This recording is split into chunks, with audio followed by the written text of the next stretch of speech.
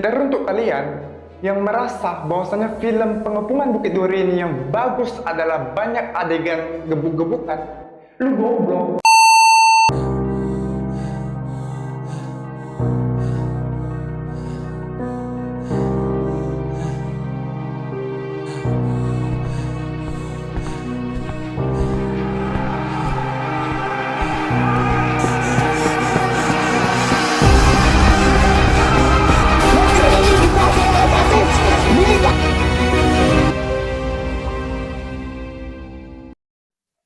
Jika kalian berekspektasi bahwasanya film Pengepungan Bukit Duri ini akan menceritakan sesuatu yang besar, yang megah, kerusuhan di mana-mana, karena namanya sendiri Pengepungan Bukit Duri, sudah dipastikan kalian pulang bioskop nangis.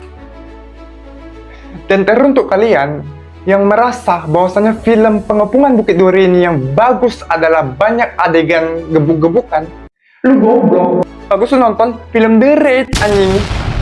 Karena bukan itu esensi dari film ini. Film ini butuh pemahaman surrealis.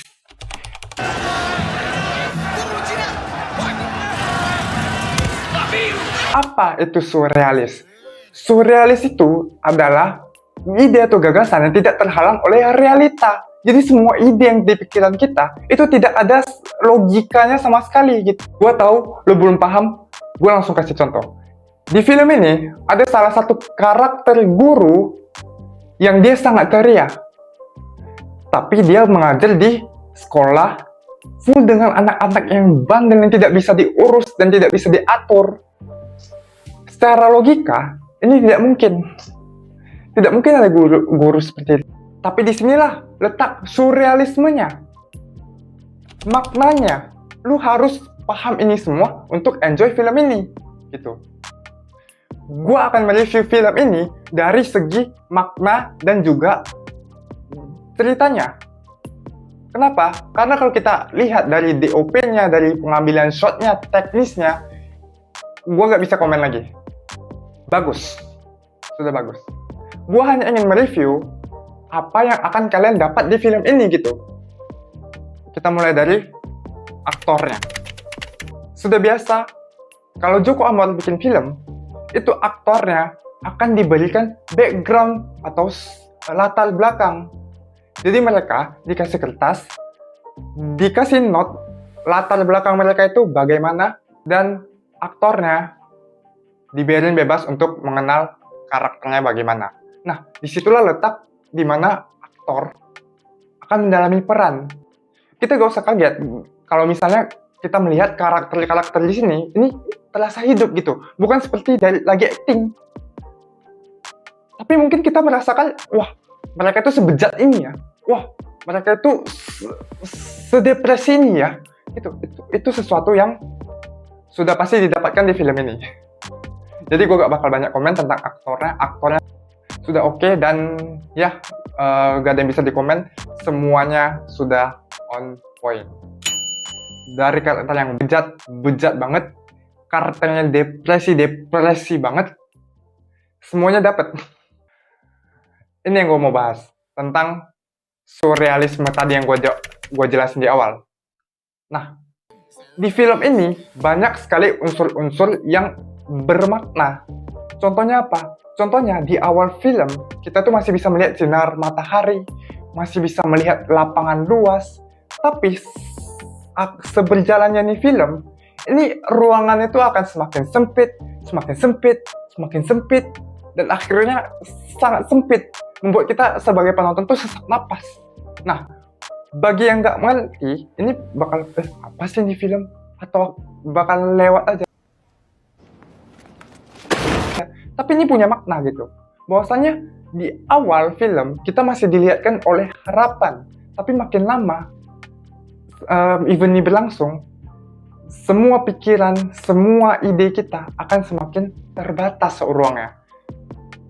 Berkemukakan pendapat akan semakin menipis dan akhirnya kita sesak sendiri gitu. Nah, ini adalah metafora tadi. Gua ada satu scene yang paling gua suka, yaitu gue akan cerita sedikit.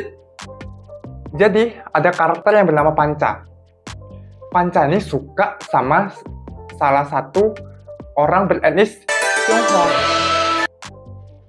Nah, dengan orang yang beretnis Tionghoa ini, dia suka banget. Dan akhirnya ada kejadian dia di mana yang orang beretnis Tionghoa ini namanya Sylvie ini ingin diruda paksa sama pelaku perusuhan gitu. Nah, tangannya si Panca itu tergores. Dan gue yakin ini pasti ada arti. Yang gue tangkap adalah namanya adalah Panca. Sedangkan di tangan ini ada 5 jari. Itu apa? Pancasila yang tergores akibat kerusuhan ini gitu. Damn. Gue suka ini. Gue langsung paham gitu. Awal gue lihat langsung, wah, Pancasila. Gila sih memang. Inilah yang gue suka dari film-film Joko Anwar ya. Karena film ini merupakan film yang simple ya. Ini bercerita tentang orang Cina yang cicinya diruda paksa, dan time skip 17 tahun dia disuruh mencari anak dari cicinya. Dengan cara apa? Dia jadi guru. Untuk mencari anak cici ini. Nah, saat dia jadi guru ini, kejadian 17 tahun yang lalu terulang lagi. Dan apa? Cerita yang sebenarnya dimulai. Ada 4 orang, termasuk si orang Cina ini, terjebak di dalam sekolah. Udah sesimpel itu ceritanya. Tapi dibalik tema-tema yang tadi gue ada jelasin, gue ada sedikit yang menjanggal gitu, yaitu adalah penulisannya. Menurut gue, penulisannya ini sedikit lazy writing. Kenapa gue bisa bilang begitu? Ini mungkin ada sedikit spoiler. Kalau kalian nggak mau kena spoiler sedikit pun, kalian boleh skip. Jika kalian tidak masalah dengan spoiler atau kalian sudah nonton, silakan lihat saja. Ada karakter yang bernama Rangga, itu dia terjebak di suatu sekolah. Nah, bapaknya si Rangga ini, dia datang ke sekolah untuk menjemput si Rangga gitu. Tapi di saat ke-7 orang ini, instead of ngebakar Rangga yang saat itu juga diculik oleh orang itu, tapi dia malah membakar orang tuanya gitu, yang nggak ada kaitannya sama sekali dengan orang ini gitu.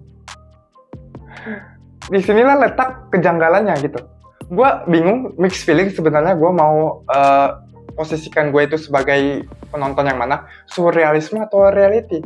Kenapa? Karena surrealismenya itu dapat, tapi terlalu reality.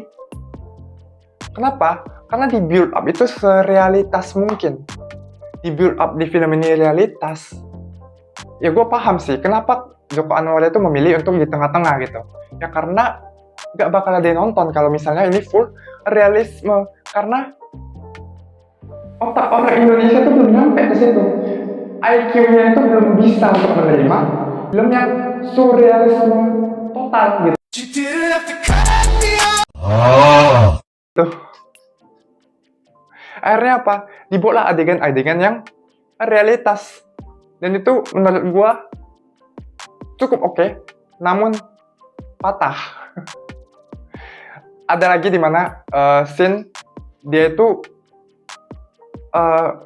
nyari jalan keluar gitu. Akhirnya nemu ventilasi gitu. Nah, ini kenapa gak dari awal aja? Kenapa gak dari awal aja sih? Dari mereka masuk itu tiba-tiba langsung kepikiran, oh gimana kita cari pintu keluar? Oke, gue paham, mereka panik, mereka bisa ngeblank. Tapi, ya menurut gue itu lazy writing aja. Menurut gue masih itu celahnya gitu. Kenapa gak dari awal mereka masuk langsung nyari jalan keluar? Kenapa gak langsung begitu aja? Ya kan? Secara logikanya masih belum ada. Menurut gue, ya itulah masih ada beberapa kelemahan. film ini juga berani menampilkan adegan-adegan kekerasan dan juga kata-kata kasar secara eksplisit. Mereka nggak akan bunuh saya. Mereka akan bunuh Bapak. Dan gak akan biarin kita hidup karena kita bakal jadi saksi. Gue salut dengan Joko Anwar karena berani mengambil tema yang sangat sensitif di Indonesia. Nah, jarang sekali ada sutradara-sutradara Indonesia yang berani mengangkat tema-tema seperti ini, gitu. Bang Joko Anwar inilah yang bisa menggebrak pintu perfilman di Indonesia. No debat, itu bagus sekali. Ya, tapi gue tetap lebih suka film Siksa Kubur yang kemarin ya, karena surrealisme itu terlalu dapet di film itu, karena imajinasinya itu akan liar dan cocok dengan tema filmnya. Nama saya Sita. Saya menghabiskan waktu saya sejak remaja untuk mencari orang paling berdosa.